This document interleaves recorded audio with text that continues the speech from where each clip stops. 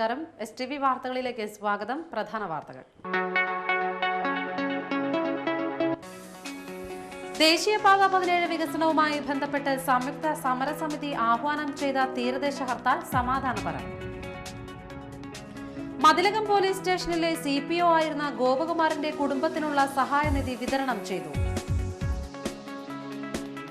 ചന്ദ്രാപിന്നി സെന്ററിൽ സ്ഥാപിച്ച ഹൈമാസ്റ്റ് ലൈറ്റിന്റെയും നിരീക്ഷണ ക്യാമറയുടെയും ഉദ്ഘാടനം അഡ്വക്കേറ്റ് VS സുനിൽകുമാർ MLA നിർവഹിച്ചു.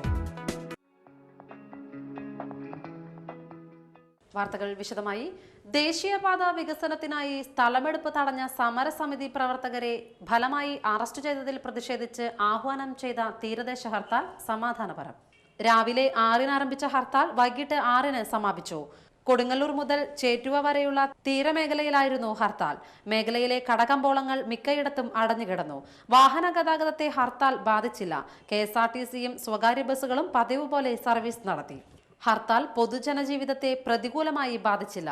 ചൊവ്വാഴ്ച കയ്പമംഗലം വഴിയമ്പലത്ത് സ്ഥലമെടുപ്പ് തടയാൻ പ്രകടനമായെത്തിയ സമരസമിതി പ്രവർത്തകരെ പോലീസ് ബലം പ്രയോഗിച്ച് അറസ്റ്റ് ചെയ്തിരുന്നു.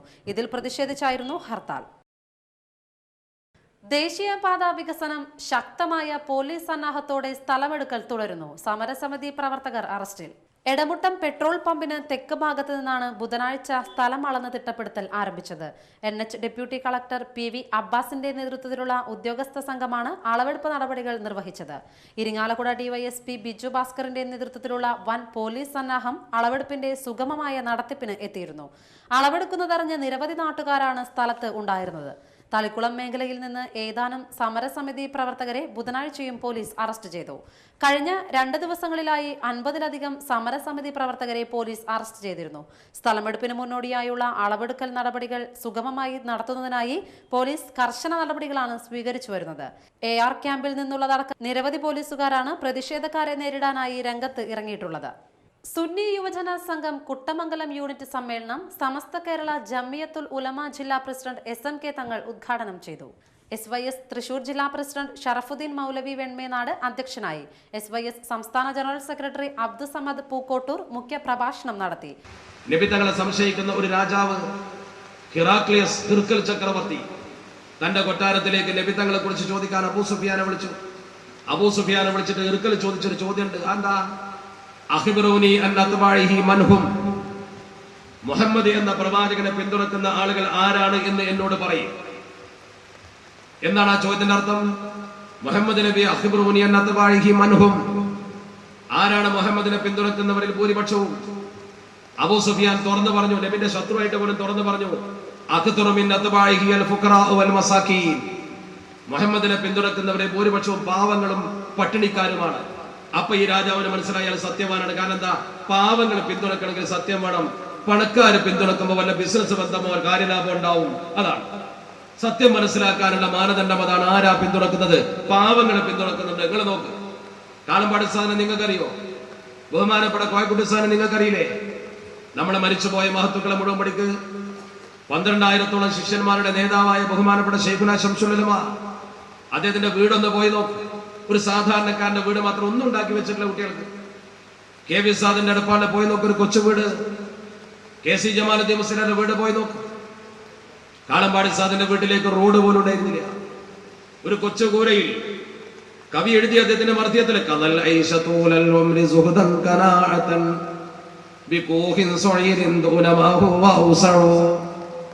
ബാപ്പു വലപ്പാട്, PP മുസ്തഫ മൗലവി, KH സിദ്ദിഖ് എന്നിവർ സംസാരിച്ചു. ഡ്യൂട്ടിയിലിരിക്കെ വാഹനാപകടത്തിൽപ്പെട്ട് മരണമടഞ്ഞ മതിലകം പോലീസ് സ്റ്റേഷനിലെ CPO ഗോപകുമാറിന്റെ കുടുംബത്തിനുള്ള സഹായനിധിയുടെ വിതരണം KP ധനപാലൻ MP നിർവഹിച്ചു.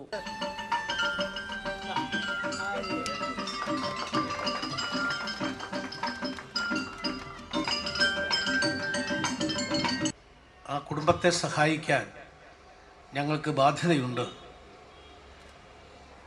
ആ ബാധ്യത ഞങ്ങൾ നിറവേറ്റും എന്ന ഒരു ദൃഢപ്രതിജ്ഞ എടുത്തുകൊണ്ടാണ് ഇങ്ങനെയൊരു സഹായനിധി പിരിച്ചെടുത്ത് ആ കുടുംബത്തിന് നൽകാൻ തീരുമാനിച്ചത്. നമുക്കറിയാം, നമ്മുടെ കേരളത്തിലെ പോലീസ് സേനയെക്കുറിച്ച് നമുക്ക് ദൈനംദിനമെന്നോണം നല്ലതും അനുകൂലവും പ്രതികൂലമായ വാർത്തകൾ നമ്മൾ വായിക്കുകയും കേൾക്കുകയും ചെയ്തു. പക്ഷേ എൻ്റെ അനുഭവത്തിൽ ഒരു കാര്യം ഞാൻ പറയാൻ ആഗ്രഹിക്കുകയാണ്. ഞാൻ ഒരു ജനപ്രതിനിധി എന്ന രീതിയിൽ കേരളത്തിൻ്റെ പുറത്ത് ഇന്ത്യയിലെ മിക്കവാറും എല്ലാ സംസ്ഥാനങ്ങളിലും പോകാൻ എനിക്ക് അവസരമുണ്ടായിട്ടുണ്ട്. ഇന്ത്യക്ക് പുറത്തും പല രാഷ്ട്രങ്ങളിലും പോകാൻ അവസരമുണ്ടായിട്ടുണ്ട്. പാർലമെൻറ്റിലെ ഒരു കമ്മിറ്റി അംഗം എന്ന രീതിയിൽ പാർലമെൻറ്റ് കമ്മിറ്റിയുടെ ഈ ടൂറിനിടയിൽ ഇങ്ങനെ സഞ്ചരിക്കുമ്പോൾ ഞങ്ങളെല്ലാ സ്ഥലങ്ങളിലും ചെല്ലുമ്പോൾ അവിടെയുള്ള ഗവൺമെൻറ്റുമായി, ജില്ലാ ഭരണാധികാരികൾ, കളക്ടർ ഉൾപ്പെടെയുള്ള ആളുകളുമായി, ജില്ലാ പോലീസ് അധികാരികളുമായി, പോലീസ് അസോസിയേഷൻ ജില്ലാ പ്രസിഡന്റ് VV സതീഷ് അധ്യക്ഷനായി. SP PH അഷ്റഫ്, മതിലകം ഗ്രാമപഞ്ചായത്ത് പ്രസിഡന്റ് വിജയലക്ഷ്മി ബാലകൃഷ്ണൻ, DYSPമാരായ T Biju Bhaskar, PB Rajeev, KK Raveendran, TK Thomas, Kodungallur CI M Surendran, Mathilakam SI D Mithun എന്നിവർ സംസാരിച്ചു. കരാർ കാലാവധി നാളെ തീരും. റോഡ് ഇപ്പോഴും ചെളിക്കുണ്ട് തന്നെ. നിർമ്മിതി കേന്ദ്രവുമായി ജില്ലാ പഞ്ചായത്ത് ഉണ്ടാക്കിയ നിർമ്മാണ കരാർ കാലാവധി വെള്ളിയാഴ്ച തീരാനിരിക്കെ ഏറ്റെടുത്ത റോഡ് ഇപ്പോഴും ചെളിക്കുളമായി തുടരുന്നു. പെരിഞ്ഞനം സെന്ററിൽ നിന്നും കിഴക്കോട്ടുള്ള RMVHS school community health centre റോഡാണ് സഞ്ചാരയോഗ്യമല്ലാതെ കിടക്കുന്നത്. നൂറുകണക്കിന് വിദ്യാർത്ഥികളും രോഗികളും ആശ്രയിക്കുന്ന പ്രധാന റോഡാണ് ഇത്. 2 വർഷം മുൻപ് ജില്ലാ പഞ്ചായത്ത് ഏറ്റെടുത്തതോടുകൂടി റോഡിന്റെ ദുർഗതി തുടങ്ങുകയായിരുന്നു. സമയാസമയത്ത് പഞ്ചായത്ത് അറ്റകുറ്റപ്പണി നടത്തിയിരുന്ന റോഡ് ഏറ്റെടുത്ത് നിർമ്മാണത്തിനായി 10 ലക്ഷം രൂപയും ജില്ലാ പഞ്ചായത്ത് അനുവദിച്ചു. നിർമ്മാണത്തിന് ഏൽപ്പിച്ചത് നിർമ്മിതി കേന്ദ്രയെയാണ്. റോഡ് പണിക്കായി മെറ്റൽ അടക്കമുള്ള സാമഗ്രികൾ ഇറക്കി ഉള്ള വഴിയും മുടക്കുകയായിരുന്നു നിർമ്മിതി കേന്ദ്രം. ഇതിനിടെ ഇറക്കിയ ടാറും മറ്റും ഇടയ്ക്ക് കയറ്റിക്കൊണ്ടുപോയതായും ആരോപണമുണ്ട്. മഴ വരുന്നതിനും സ്കൂൾ തുറക്കുന്നതിനു മുൻപ് റോഡ് പണിതീർത്ത് തരാമെന്നായിരുന്നു കരാർ. പക്ഷേ കരാർ കാലാവധി തീരാൻ മണിക്കൂറുകൾ മാത്രം ബാക്കിയുള്ളപ്പോഴും പണി എവിടെയും എത്തിയില്ല. നിർമ്മിതി കേന്ദ്രം അധികൃതരുമായി സംസാരിച്ചപ്പോൾ കാലാവധി 3 മാസം കൂടി നീട്ടി നൽകാൻ ആവശ്യപ്പെടുകയായിരുന്നുവെന്ന് ജില്ലാ പഞ്ചായത്ത് അംഗം ഹബ്സ ഒഫൂർ പറഞ്ഞു. 900 മീറ്റർ മാത്രമാണ് റോഡിന്റെ ദൈർഘ്യം. ഇനിയൊരു ഇടവേള.